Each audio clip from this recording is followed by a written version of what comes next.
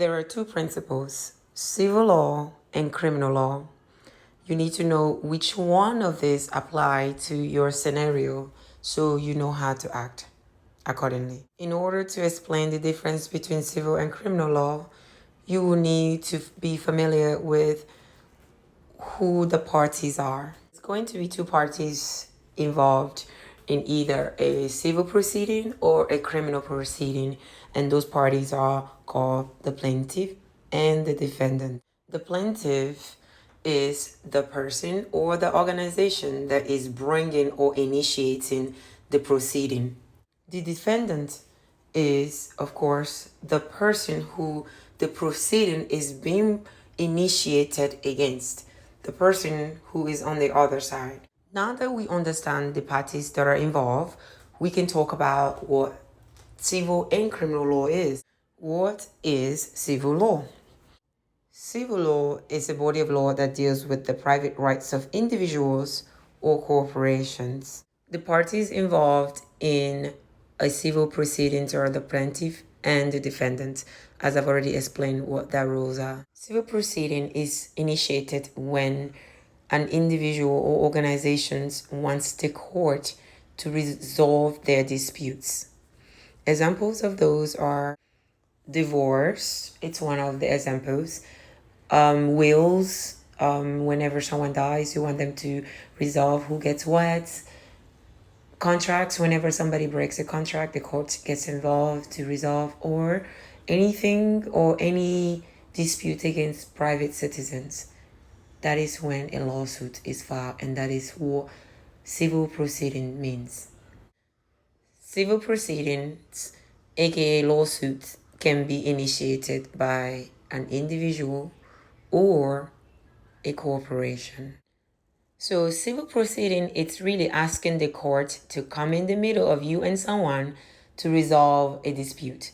Either it be between you and an organization or between you and an individual. Civil suits or proceedings could be monetary or injunction. Monetary means you're suing for money, and injunction means that you are asking the court to tell the defendant to stop doing something that they're not supposed to do, or do something that they are supposed to do that they fail to do. Whenever you file a civil proceeding, you will be bringing that suit under the principle called strict liability. Strict liability is a legal doctrine that says that a defendant's intent doesn't matter in determining if they will be held accountable or not. What does that mean? It means that if you're shopping at Walmart, you slip and fall on a banana peel, Walmart's intent does not matter. Walmart will be liable for their negligence. So the goal of a civil litigation is really to compensate the plaintiff for any harm that they incurred. Harm does not have to be physical, it could be monetary, like I've already told you, that they've incurred, to put them back where they were before the harm occurred. What is criminal law? Criminal law involves regulations enacted and enforced by government action. Who are the parties involved? In a civil proceeding, as we talked about before, there is the plaintiff and the defendant. In a criminal proceeding, however, is quite different. There is only a defendant and the state. Even if a crime was committed against you, you are not going to be a plaintiff. You will be a witness in your own case, because the person bringing the charge is the state government or the federal government or the local government, but it's going to be the government. Government will be bringing these charges against the defendant under something called state action, which is a fancy word saying that they have the right to bring charges against you. In civil, if the defendant is considered at fault, then the court is going to say that the defendant is liable for all the damages that the defendant caused. However, in a criminal proceeding, if the defendant is at fault, he is considered guilty because the principle that we talked about, strict liability in civil proceedings, it does not require guilt. Hence, in civil proceedings, you use the term liable, whereas in a criminal proceedings, you use the word guilty. Another key difference between civil and criminal law is, remember that in civil cases, the plaintiff can ask for either money or an injunction.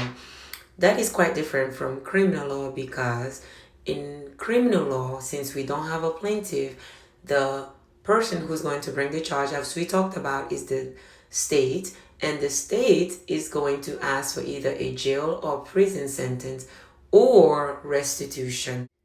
If you are found to be guilty in the criminal proceeding, then the state is going to impose either a prison or jail sentence, or they could ask for restitution. Restitution in a criminal proceeding really needs to be something that it's really saying you're paying back for what you owe. Now, it has to be something that they can measure how much it costs. Like, example, you went to a store and stole a piece of candy.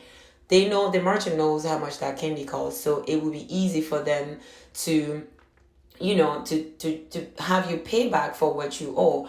But it's different if the crime is more egregious. You cannot pay restitution to somebody that you you assaulted. So that is the difference. This criminal proceedings begins when a person is arrested and charged with a crime. How do you begin a civil litigation? All you have to do is go to the courthouse, file something, a formal complaint against the person, and serve them. It is imperative you know that you have to serve these people, or else they are not going to know that you are filing a lawsuit against them. So you serve them, and that's how it starts. For those of you guys who don't know what service means, it means that they're literally some outside party is going to deliver this paperwork to this person and say, here you go, you have been served with paperwork to appear in court. So it's a document that forces them to come to court.